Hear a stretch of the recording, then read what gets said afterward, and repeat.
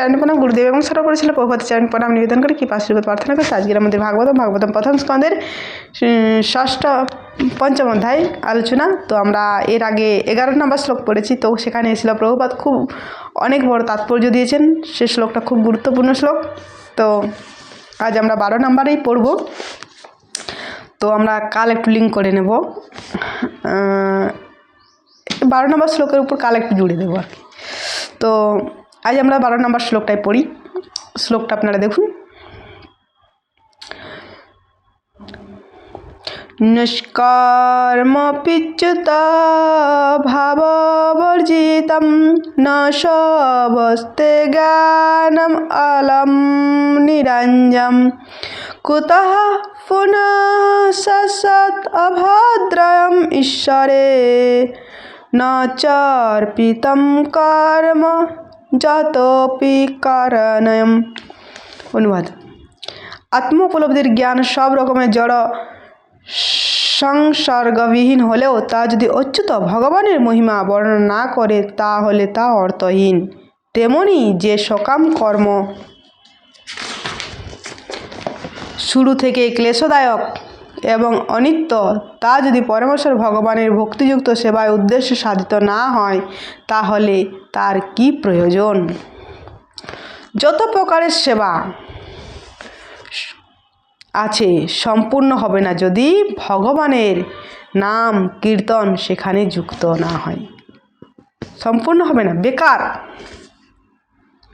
তথাকথিত কিছু মুনি সাধককে গ্রহণ করে তাদেরকে ভগবান, তারা বলতে থাকে কি না, আরে জীবন্ত ভগবান সামনে থাকতে থাকতে তুমি ভগবানকে কোথায় খুঁজে বলছো?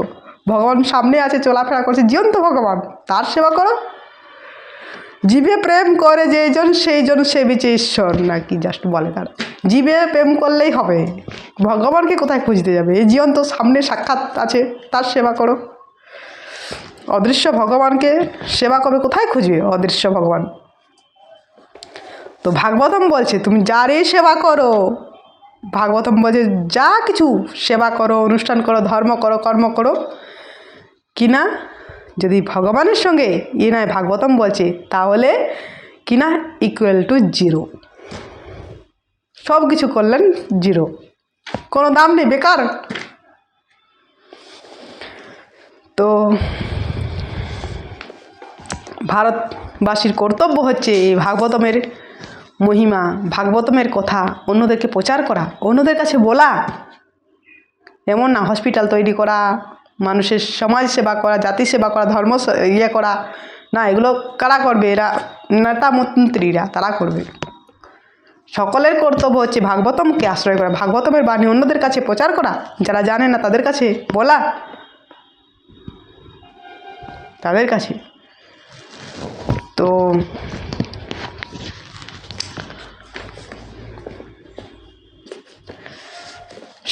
সাধুরা তো বৈরাগী, তারা তো সব কিছু বাড়ি থেকে ছেড়ে এসছে, তাদের কাছে কিছুই নেই। তারা হসপিটালও করে দেবে না, সমাজ সেবা করবে না।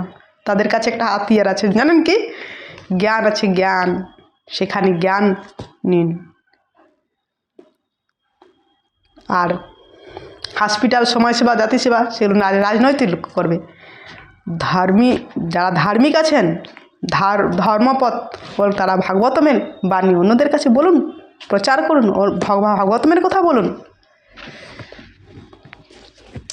ভারতবাসী আজ ভাগবতমের কথা প্রচার করছে না বলে আস্তে আস্তে খ্রিস্টান কালচার হচ্ছে,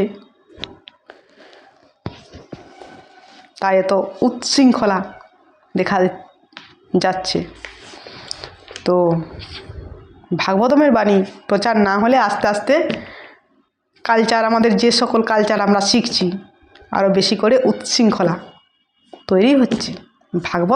ভাগবতমকেই তো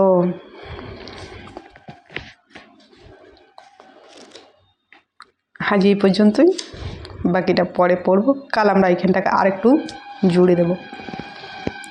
হরে কৃষ্ণ।